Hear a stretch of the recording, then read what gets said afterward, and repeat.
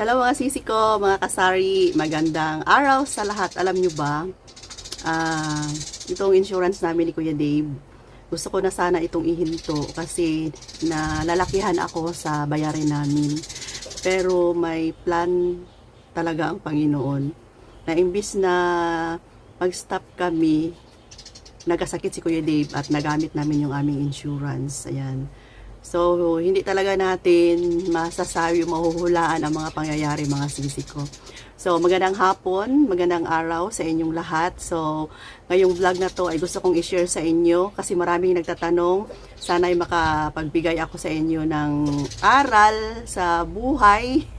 Ayan, bilang isang sari-sari store owner, mga sisi ko, na itong tindahan lang talaga ang source of income namin. Sa panahon ngayon mga sisi ko, sobrang mahal na kung tayo magkasakit at ma-hospital. So ano ba yung paghahanda na ginagawa ko sa mga ganitong sitwasyon? Pinabanggit ko nga kanina na sari-sari store owner kami. Dito lang talaga lahat nakasalalay sa aming tindahan, lahat ng mga gastusin. Wala po kami ibang source of income, wala kaming trabaho ni Kuya Dave.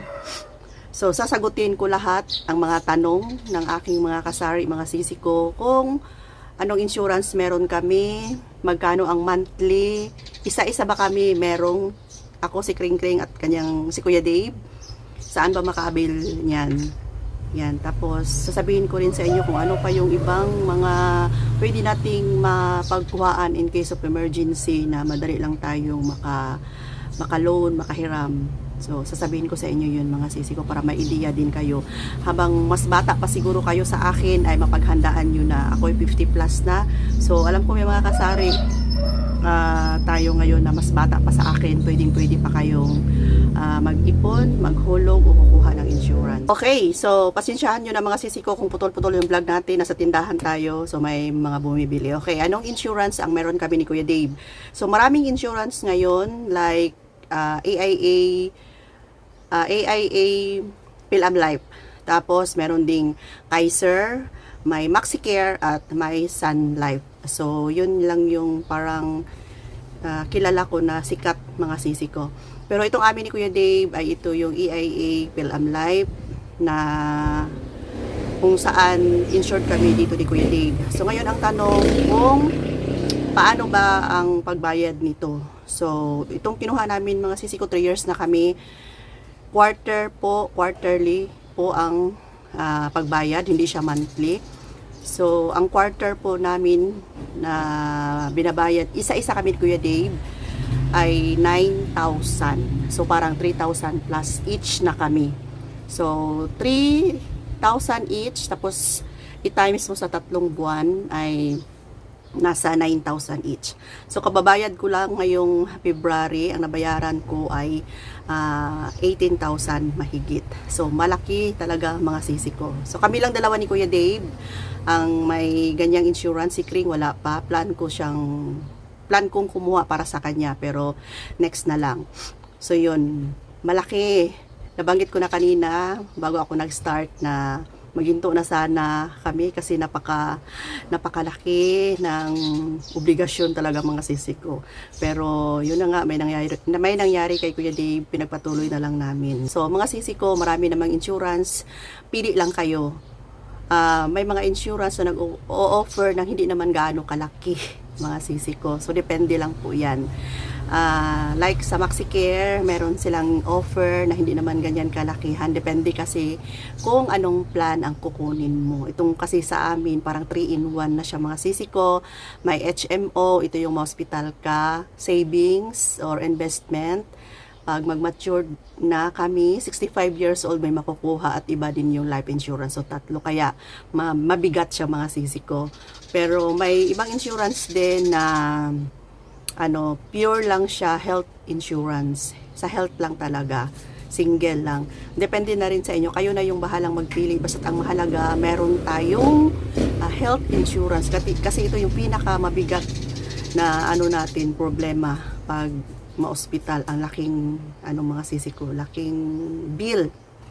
So, ngayon lang namin na-realize kasi ni Kuya Dave na kapag ma-hospital ka tapos may insurance ka, nabanggit ko na ito last vlog ko, ay ni piso mga sisi ko ay wala kang gastusin or wala silang ibibigay sa iyo na reseta na bibilhin mo sa labas. Kung ikaw ay watcher, ako ay watcher ni Kuya Dave doon, ano lang, nagbantay lang ako sa kanya, nakaupo. Hintayin ko lang yung mga nurse na papasok. Ayan, mag-enjoy kay Kuya Dave. Ganyan lang.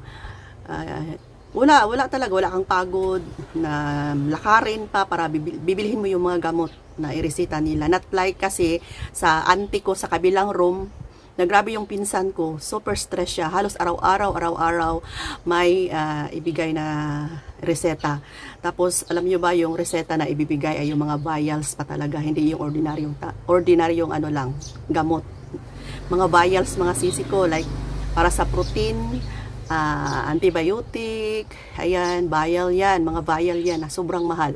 So yung pinsan ko, minsan sinasamahan ko siya, bibili sa Mercury Drug, iwan ko si Kuya Dave, 10,000, minsan naman 15,000, minsan naman 7,000, yan yung pera na ma-out niya kung walang insurance. Wala kasing insurance yung tita ko kasi nasa 74 years old na siya, hindi na siya pwede.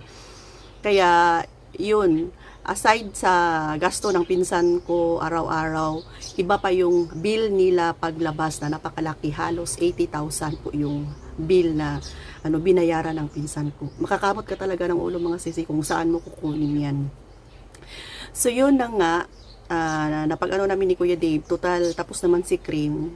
Ito na lang talaga yung pagsisikapan namin na mabayaran namin at makapag-ipon ako monthly para sa health insurance namin ni Kuya Dave. Kasi si Kuya Dave nag-start na, nagkasakit siya. Malay, yun na kayong sinasabi ko, hindi natin mahulaan kung ano yung mga paparating. So, ipagpatuloy na lang talaga namin, pikitan na lang namin sa bagay, makabili nga tayo ng mga kahit ano dyan. Yan pa kaya yung para sa health natin. So ngayon, dyan kami focus. Kung iisipin mga sisi ko, napakabigat talaga. Minsan nga, pag magbayad kami quarterly, ay minsan manghihinayang ako ba, alaki na nito, 19,000, pang grocery ko na sana. So sa 19,000 mga sisi ko, times natin yan sa 4. Kasi sa isang taon may 4 na quarter. So 19 times 4 ay nasa 76,000. O diba? Parang 1 year mo yan inipon. Grabe. Tapos isang iglap lang, 4 na araw lang, o 4 days lang sa hospital, lahat ng inipon mo ay ubos. 80,000 yung na-cover sa amin. So, yun yung iisipin natin mga sisi ko. Grabe eh. Yung pirang pinaghirapan natin na ipunin, ilang taon, kulang pa. Tapos hindi natin alam sa susunod na taon, magkasakit na naman tayo. Ubos lahat mga sisi ko. Yun yung iniisip namin ni Kuya Dave.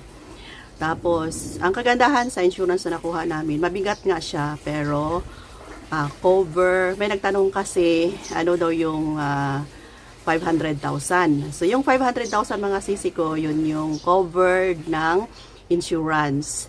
A year. So, ang bill ni Kuya Dave, ang na-cover ng insurance ay 80,000. So, sa loob ng isang taon, 500,000. So, meron pang 400,000. And halimbawa kung gusto na naman ni Kuya Dave na bumalik, dahil may ubo siya, halimbawa may ubo or may lagnat, kung gusto lang talaga niya, basta hindi mo maubos yung 500,000, pwede. Cover pa rin ng hospital ng insurance. And next year na naman, at another year, start na naman ng another 500,000. So, annual po yung 500,000. So, hindi ibig sabihin na yung 500,000 ay yun lang talaga. Yearly cover po yun mga sisi ko. So, ang kukunin nating insurance ay HMO. Kung ma-admit ka, sabihin mo lang may HMO kami. So, ang meaning ng HMO ay Health Maintenance Organization. So, ito mga sisi ko ha, tandaan ninyo kung kayo'y kukuha ng HMO, kailangan talaga na cover lahat ng sakit kung ma-admit. Kasi may mga insurance na magagamit mo lang yun kung critical. Sa critical illness na mga sisi ko, halimbawa yung aksidente ka, yung nangihingalo ka, yan kasi yung mga critical. So, hindi siya maganda. Yun talaga yung pinakauna mong itanong na HMO ba yan na pwede lahat ng sakit. Kasi may mga kakilala din ako na wala silang alam noon na hospital sila kasi nagka-UTI ni piso. Walang binigay yung insurance kasi nga hindi sila critical. Yun yung bantayan ninyo. Kailangan talaga lahat ng sakit. Halimbawa, inuubo ka, gusto mo magpa-admit, pwede, ganyan. Huwag maghintayin na gagamit ng insurance na maging critical ka na. Useless lang mga sisig ko. Kaya mahaba-haba yung year na magbayad kami kasi matapos to 65 years old pa kami ni Kuya Dave. And okay lang, basta ang importante pag-ipunan na lang talaga mga sisi ko. Tapos ito pa, isa pa. Gusto ko itong i-share din sa inyo. Halimbawa man lang kung hindi pa kayo nakaano ng insurance kasi nabibigatan kayo. Kasi mga sisi ko ang insurance. Once na mapasukan mo yan, ito reminders ko lang din sa inyo. Once na mapasukan mo yan, pwede kang atras. Pero, hindi mo na makuha yung perang nahulog mo. So, yun yung iniisip din namin ni Kuya Dave. Napakalaki na nang nabigay namin siguro. Sa dalawa kami, 200,000 na. Sa dalawa kami, within 3 years. So, wala kang makukuha kung bigla kang maghinto. Kailangan talaga may consistent income ka na makapagbayad ka. Kung wala mga sisik, wag mo na lang subukan din. Kailangan talaga ay yung isipin mo na kaya ko to, ilang years kami ni Kuya Dave, 65 years old kami. So ngayon ay 52 pa lang ako. So may pa. Sige lang, ang araw ay napakabilis lang naman natin na. So yun na nga, mabilis lang naman yung panahon, di ba? Di mo mamalayan. Yung edad natin nagdagdag na. At isa pa mga sisi ko, kung wala pa kayong health insurance, mas maganda na meron tayong SSS at Pag-ibig. Napakalaking tulong din yan kung wala pa tayong insurance. Kung ikaw ay bata pa, pwede ka pa mag-start. O kahit nakakasing edad yun ako, pwede pa rin. Hindi pa huli ang lahat. Basta SSS at Pag-ibig, pwede pa magsimula ngayon. Ang kagandahan mga sisi ko sa akin ay kung may emergency man, pwede ako makapag-loan sa aking Pag-ibig. Tapos, alam nyo ba sa Pag-ibig ngayon, mag-loan ka, 3 araw lang makukuha mo na. At ang ma-loan ko ay almost 100,000 na ngayon sa Pag-ibig. Kasi nasa 16 years na rin akong naghulog sa Pag-ibig. So, nag-start ang tindahan ko 2010. Hindi pala, 2003. 2003, nag-start nagtinda ako. Tapos, 2010, nag-ikot na yung city. At kailangan na ng business permit. So, 2010, kumuha na ako ng SSS at saka Pag-ibig kasi requirements nila yon sa business permit. So, nagpapasalamat din ako na nakakuha ako ng business permit kasi nga, kung wala pa akong business permit hanggang ngayon siguro wala akong SSS at Pag-ibig kasi isa yan sa mga requirements kung ikaw ay may city business permit. So, ilang years ang nasayang ko? 2003, akong nagtinda, 2003, tapos 2010 na akong nag-start. 7 years yung nasayang ko. So, wag maghihinayang kung tayo'y magbayad sa Pag-ibig at sa SSS. Kasi in case of emergency, ay malaking tulong yan sa atin kung wala na tayong iba pang mapupuntahan. And kung makapag-loan ka niyan, ay wala kang kaso. Hindi ka hahabulin kasi yung perang giloan mo ay pera mo. Hindi katulad ng manghiram ka, sisingilin ka, may tubo pa. So, depende na lang sa'yo kung mabayaran mo yan. Siguro ibabawas na lang yan pag mag-matured ka na. So, 16 years na ako sa Pag-ibig at sa SSS. Ang maturity ng SSS ay 10 years para magka-pension ka pag 60 years old mo. Pero kami, habang kumikita pa kami ni Kuya Dave, hindi namin hininto. Para soon, kung bigyan kami ng mahabang buhay ni Lord, mag-60 kami so yun na nga mga sisi ko, malaki-laki yung makukuha natin kung lagpas pa tayo sa maturity date. Ayan. So, sa mga nagtanong, magkano ba Rose yung hulog mo sa Pag-ibig? Bakit ang laki ng pwede mong ma-loan? Nakapag-loan ako mga sisi ko, pero hindi ko inubos yung 100,000. 50,000 lang, pero nabayaran ko na. Ang ihulog ko sa Pag-ibig ay 1,000 monthly. 1,000 monthly, kaya malaki din yung maano ko. Malaki din yung ma-loan ko. So, mas ano kasi sa atin, na may mga sari-sari store, di ba? Kasi may income tayo araw-araw. Advantage sa atin na makapag-ipon kahit na pakunti-kunti lang kasi may kita tayo araw-araw. So yun yung pinaka-advantage kung may sari-sari store. Kaya pinagsisikapan ko talaga, si Kuya Dave meron din siyang Pag-ibig pero hindi gaano kalaki. Ako yung mas malaki.